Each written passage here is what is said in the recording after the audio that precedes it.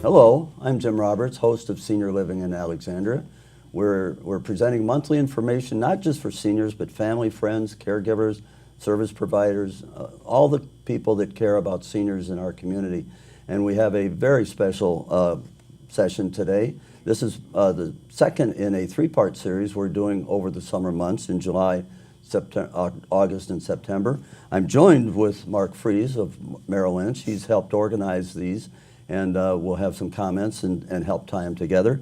And we have three special guests for this session. If you'll kindly tell us your organization. This session is about assessing your situation, building a team. We've got a team for you in this session, so Buckley, lead off and tell us who you are and how you add to this panel. My name is Buckley Fricker, and I am the owner of Buckley's for Seniors, LLC. And we provide geriatric care management services as well as non-home health companions. Okay, good. My name is Jay Gutnick. I am with Life Matters. Life Matters is a private duty agency that employs multi-levels of care, including CNAs, LPNs, and RNs in the home, in the hospital, in assisted livings, and kind of anywhere in the community that is needed. Okay. And I'm Mark Frazier. I'm a certified senior advisor, and I currently work for Brightview Woodburn, which is a brand new assisted living community that opened up in Northern Virginia just last month. It's part of Brightview Senior Living that operates 32 communities in 8 states. Okay, great. What a great panel. Well, let me start off with a question for Mark, and the rest of you join in, please. When do you know when it's time to start looking at your next step, whatever the next step is? Jim, I think that when you first start looking at your next steps, it's important to know that it's never too early to have a plan. Okay. One of the things that I come across most often is seniors or families that have not put a plan in place, and I meet with them oftentimes when it's too late or a life event has happened and they didn't have a plan in place and they're having to backtrack from there. Okay. Others? When do you start looking? What are your recommendations? I can add that, it's really a differentiation between reactive and proactive. So a lot of times what we see is a more reactive approach where, again, as Mark said, there's a life event, including maybe a fall, so that there's a broken hip, or a dementia issue where the family is really scrambling for care. Mm-hmm. I think it's really important to be proactive instead. So before you reach that life event, put some things in place so you have some resources in the community that you can go to. That way you're really prepared prior to any life event happening. Okay. Buckley, for you, what should you consider in determining long-term care? Long-term care, we got to deal with long-term care. How do we do that? I think the three most important things to think about are going to be care level. What kind of care do you need and at what level? Mm-hmm. That can be current care level needs. It can also be reasonably expected care level needs. For instance, if you have a chronic condition and you know that there is a certain decline to be expected, that helps in looking at care level. The second thing would be care environment preferences. There are lots of care environments out there: assisted living, home, at home with home health, continuing care retirement communities, nursing homes. And so the family will have perhaps a care preference for an environment, and we need to look at what would be appropriate, narrow it down to what can actually provide the care that's needed. And the third thing then would be looking at financial feasibility. I'm actually working with a family right now where there's a couple that's moving to my community, and they have a house. They have a large home in the area, and they're really struggling with parting with that home. It's a really tough time in their life. But the wife is having some health challenges, and so her husband is doing what he knows is best in moving to my community, but they have peace in knowing that they're just renting, and they can always back out if needed. Of course, our goal is for this to be a forever home, right, but they do have some options. So what I'm hearing is there's in all of these aspects, a good deal of highly personal counseling and personal crafting it to their unique needs, and therefore you need to know all the options that are available and be able to give them good counseling in terms of what they do. Jay, how do you know which services or next steps are right? How do you make those decisions? I think it's in talking with your family and knowing kind of, I spotlight two things. I would spotlight two things for this kind of talk, geography and severity. Mm-hmm. So are you going to want to age in place? For socialization, or because maybe there's some acute needs, do you need to move into any number of communities in the area, including Brightview of Woodburn is an amazing example. Severity versus geography. Geography is going to really be, are you able to stay in the home safely with CNAs, with LPNs? What is the expertise that's going to be needed to be in the home versus being in a community like Woodburn of Brightview of Woodburn? Severity is really going to be how acute the need is. So what is the assessment when it comes to fall risk? What is the assessment when it comes to memory issues and dementia? So is the goal to have someone in the home and be able to be there safely and securely, or is the goal for more socialization, for more of a community-based effort? I have to ask, what's a CNA and an LPN? Certified nursing aide. Okay. So a certified nursing aide is going to be put in place for what we call activities of daily living.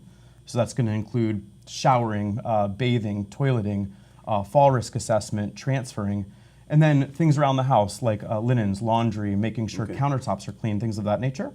And then an LPN is a licensed practical nurse. Okay. Going to be more for more invasive things like trachs, vents, feeding tubes, things of that nature.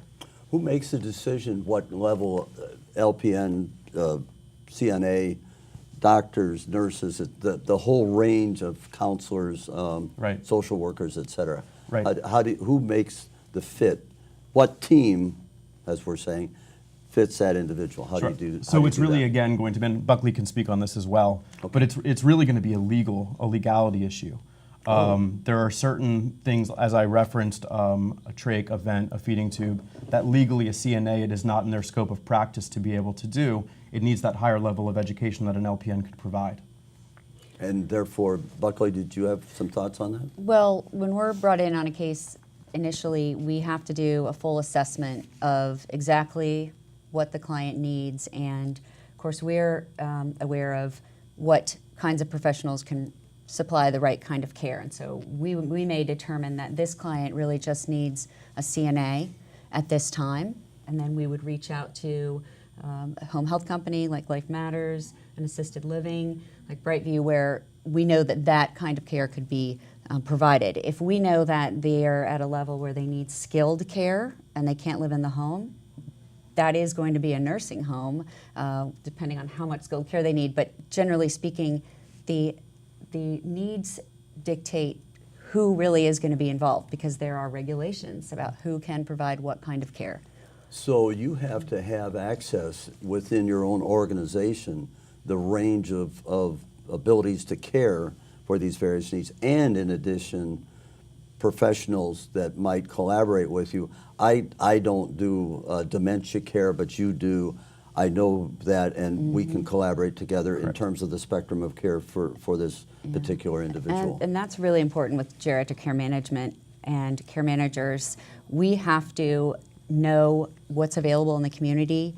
We are really good about checking in person, getting feedback from families, and making sure that the quality and the consistency is good. We will reach out to each other and say, have you been to this assisted living lately? And the care manager listserv, everybody will reply and give their answers. So we really like to know what's going on and are people getting what they need from these various places. We do feel responsible for making sure that we are giving options that are top quality. So you have complexity with compassion, I suppose. Yes, we do. Let's stop there, and we'll have to go to a break, but we'll come back, and we've got some other things to sort out of how you operate as a team in terms of trying to recognize these unique needs for care. So we'll be back.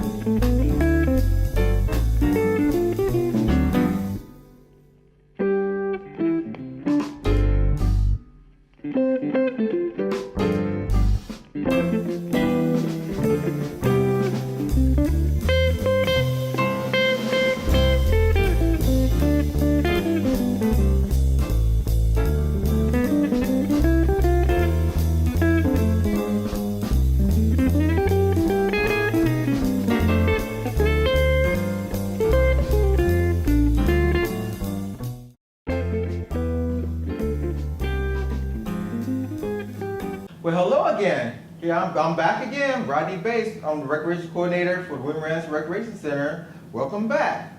Today we're going to start off with one of my lovely things I like to do myself is Tai Chi. Now I've been doing martial arts for a while, but as you get older, the other martial artists, they actually do Tai Chi to keep them fit and stay in shape. And seniors, we do it all the time as a way of, it's a slow movement of martial arts, but you're not punching real fast, you're doing slow movements, okay? So you build your body, help you with your agility, your strength, your flexibility, and so forth, okay? So we're gonna start off. You're gonna put your feet about shoulder width apart.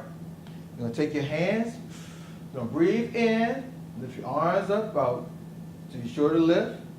You're gonna come down, and bend your knees slightly as you're coming down. Okay? Make sure you keep your head straight. Okay, we're gonna do that again. Then make sure your head is staying straight. You're gonna pretend that you had like water on top of your head. Okay? So we're gonna breathe in, bring your arms up. Exhale, bend your knees slightly down as you're coming down. Okay, now next move. You're gonna take your left foot and come up. You're gonna step on your heel. Your right arm is gonna come down as your left hand is going down to the side. You're pushing out. Breathe out as you're going to the side. Okay? Then you're gonna step forward as you step down. Your heel is coming down. And you're breathing out. Okay? You come back. You pretend like you're holding a ball. You rock your foot to the side, breathing out, you're stepping real slow. And then you're pushing out your air. It's come back. Come back on your heel. As you're breathing out, you're going to pretend that you're pushing somebody straight up and forward. You're going to turn the other way. Step, put your heel on the ground. As you're going forward, as your foot is coming down forward, your arm is slightly going down.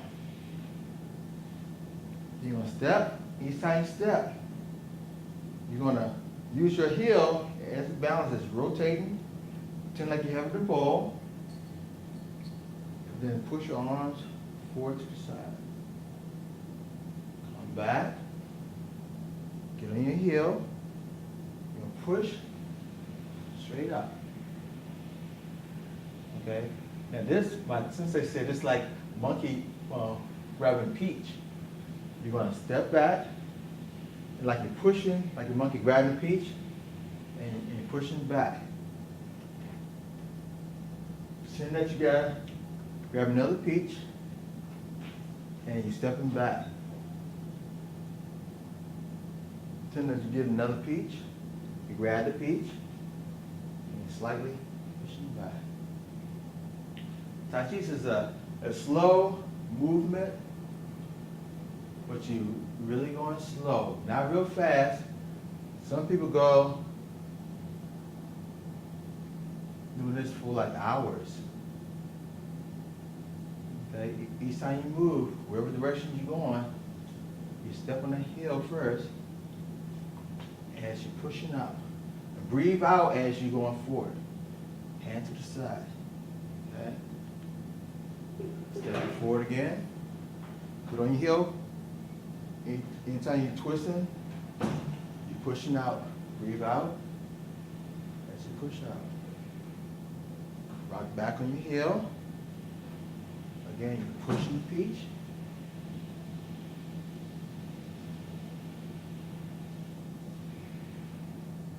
Come back. That's Tai Chi. Okay? Thank you. I'm glad you this little segment of the Tai Chi. I'll see you next time. Bye-bye. We're back. We've got a special session that we're doing for you today, and I'm joined by Mark Fries, who's been my partner in this a couple of times in last summer.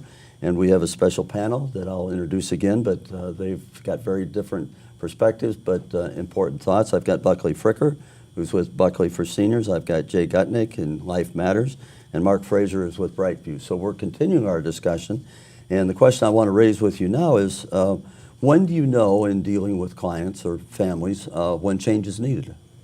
Mark, what are your thoughts? It's the hardest thing to do, and times will come where you can hear it from your family. But I'll tell you a funny story, not too funny, but I had a client who was 95, and I was telling him that he looked like he potentially needed to go into a retirement community, and he goes, "I don't want to go in there and hang out with those old people." Yeah, yeah. He was very worried about that. I go, "Well, there's lots of activities to do, but sometimes it's in your mind about how old you really are and what your capabilities are." So I'm sure you've experienced that too, Mark, when you try to make decisions for people or help them with decisions. How's that work? Absolutely. And I've worked with hundreds of families and seniors that have been through a lot of what we're talking about today. And I know we're going to really focus on working with professionals and building a team around you of professionals. When you're looking at the next phase of your life and when it's time to make a change, I think it's really important to know that you have to trust the people around you. And when you're building a team, it's not always professionals. Sometimes it's the people closest to you, your loved ones, your adult children, your neighbors. So I think it's important to remember those people and not always focus just on the advisors that you have in your life. Mm-hmm. So you come to the point that they recognize they need to change. One option is housing. Mark, what are the different types of senior living options? Well, when you look at the various options in senior living, generally you're going to have 5 areas that you're going to look at. One being independent living, and that's going to be for individuals that are independent.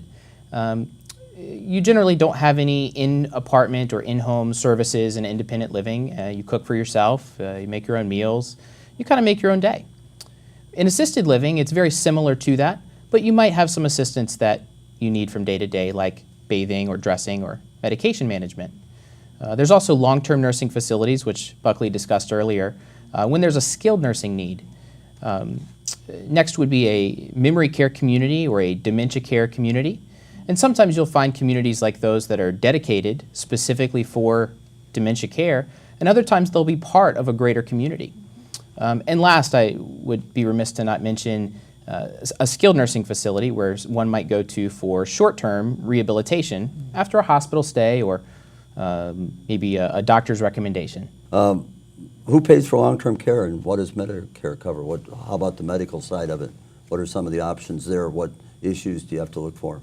Well, one of the things that I hear most often, that is one of the more common misconceptions that I hear when I work with seniors and their families, is that Medicare pays for my long-term care.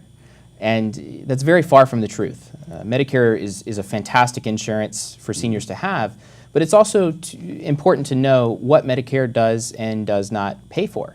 Actually, a lot of the services that we represent here today are actually all private pay services. And so it's really important to know that long-term care, for the most part, is going to be something paid out of pocket. I might just add that the number one thing I look for when a client walks in the door is I ask them if they have a long-term care insurance policy, which is not medical. It's about the personal care, that Jay's company provides, the in-home health aides, perhaps the assisted living fee. It's really essential to understand that even though that's insurance, it's covering the non-medical costs, which are about 95% of your costs in terms of needing to have a long-term care aging environment. So Medicare, long-term care, very different kinds of insurance, but they both say insurance. And I would say that one of the things we also look at as care managers is whether or not there's a potential to be anticipating the need for Medicaid for long-term nursing home care.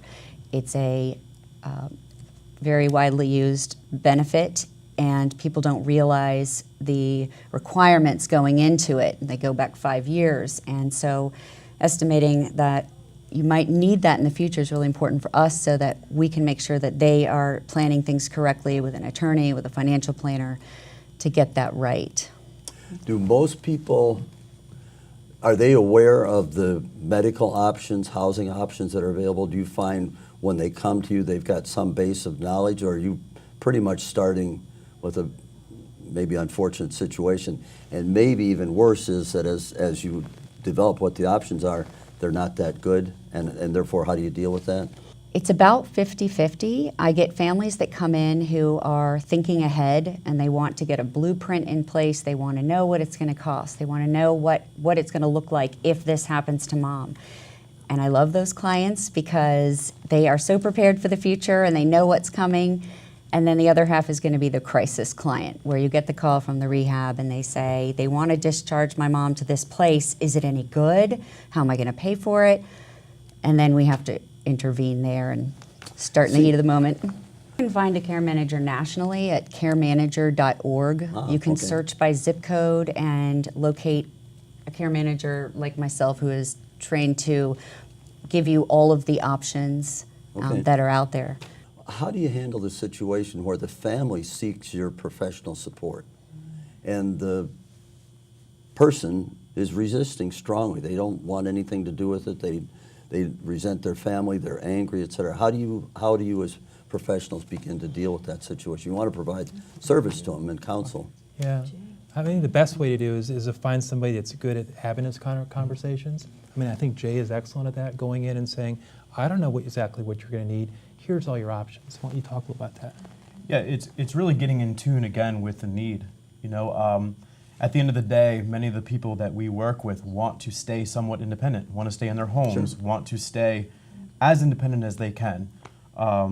Unfortunately, given the health perspective, a lot of times the family and friends are very fearful of them remaining independent because there have been multiple falls, or because maybe one of the greatest examples is the oven has been left on for too long, or they've gotten in their car and suddenly they've forgotten where they're going and you're getting that late night phone call.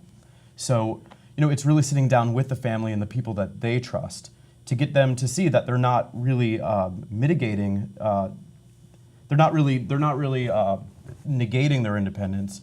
Instead, they're promoting their independence. They're able to live fulfilled and enriched lives with a little help. So I can come in there and educate, but really at the end of the day, what it's going to take is family and friends to make them see the warmth of what we do. I'm sorry. One of the important things that I always remind families that I work with, because personally I work primarily with adult children and loved ones, neighbors. Certainly I work with seniors too. But one of the things that I always remind families of is you have to know your loved one and the lifestyle that they would want and what decisions they would want to make. It's so important that no matter what your limitations are, that you still have choices and you still have possibilities in your life. Okay. I would like to add that sometimes there are clients who have been listening to their family members and their loved ones and not following their advice at all. It is, in some cases, helpful to have a third-party Absolutely. care manager like myself or some other professional to say, look, this really is what's going on. I've been doing this for a decade, and I don't have that baggage that may exist between the elder and their adult child. They don't want to be told what to do by their son or daughter. But if I explain to them, look, this is what I'm worried about happening if you don't make this change, and I've seen it many times, and I'm telling you that I'm worried, they will sometimes hear that if they haven't been listening to their loved So ones. you count on your experience and professionalism Yeah. and the fact you've been there before and have seen the consequences and can relay that to them, that these are serious, highly personal but serious personal And decisions. they Yeah. do seem to listen. I have good luck with that. One last question. How do you determine what you can afford? Buckley? Well, one of the things that we do once we determine what the care level need is, let's say it's assisted living, we look at their preferences on location. Perhaps somebody really wants a place where they can bring their cat, for instance. We create a list of what those places will cost, and then perhaps send them off to their financial planner, who hopefully they have, to then determine, do we want to use an income stream? Do we want to use some sort of other retirement savings? And so that's really on the financial planner to determine what funds do you want to use once they know how much it'll cost. Okay. We're going to run out of time soon. Each of you, how would you sum up what your short piece of advice would be for families and individuals that are confronted with this? Mark? Well, How again, would you sum up? I think it comes down to trust. Trusting your loved ones, your friends, your neighbors, the people that are closest to you, but also having a team around you of True. professionals. Mark and his team does a financial job with ensuring affordability with his clients and making sure that money lasts longest for their life. And I think all of us have our own piece that we bring to the table. Jay? For are me, your it's thoughts? education. We had highlighted prior being proactive versus reactive. I think being proactive is always going to be key. Know what community assets are out there. There are huge differentiators between different communities like Mark has, different home health companies, different care management companies, different fiduciary companies. Really be educated on what you need and what is going to be the best resource for your family. Okay. Buckley, what are your thoughts? I like to describe what you need as like a kitchen stool that has at least 3 legs, because otherwise it's going to fall over. And so for me, that would be legal, financial, and aging life care management. You have to have those 3 prongs, because if you haven't talked to a professional and thought about those factors, it's going to fall down. All of the careful planning in one sector is not going to come to fruition if you haven't considered the other 2 prongs. Mark? And I would just mention it's always plan ahead. Plan So they all ahead. talked about the trust part of it and getting the family together. And in our practice, we do a lot of family style meetings where we sit down and talk about what you want. And that should start early, so you're not in a crisis situation like Mark talked about or Jay talked about. You want to be planful. Okay. Well, I think that's where I'm sure we could delve into a number of other topics, but I think we've run out of time. But I do want to thank you, and want to put this in perspective that this is 2 of a 3-part session. The first part was advanced preparation, and that was some legal and some financial issues. This one, clearly you have to build a team. I think I'm hearing that from all of you. And then next time, which will be September, it's how do you implement it? Get the plan ahead, and form the team. So thank you very, very much. I'm sure your references are on the screen, and they need to be in touch with you for individual situations, and you can deal with that as you can. So Thank you, thank you Jim. very, very much. Thank you Thank very you. much. Appreciate it.